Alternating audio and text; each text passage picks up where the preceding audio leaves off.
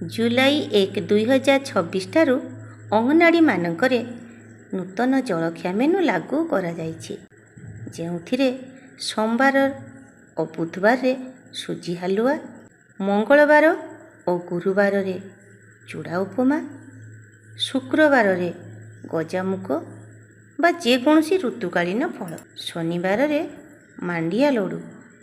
ଏବେ ଆସନ୍ତୁ ଜାଣିବା ଖାଦ୍ୟ ବନେଇବା ପାଇଁ ଜଣେ ପିଲା ପ୍ରତି ପ୍ରତ୍ୟେକ ଖାଦ୍ୟରେ ଆବଶ୍ୟକ ସାମଗ୍ରୀର ପରିମାଣ କେତେ।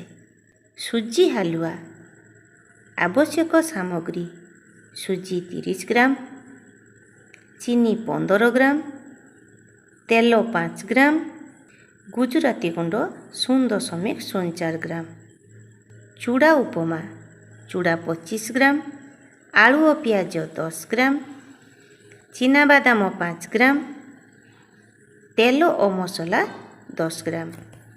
ଗଜାମୁଗ 25 ଗ୍ରାମ, ଚାଟ୍ ମସଲା ଓ ଲେମ୍ବୁ 10 ଗ୍ରାମ।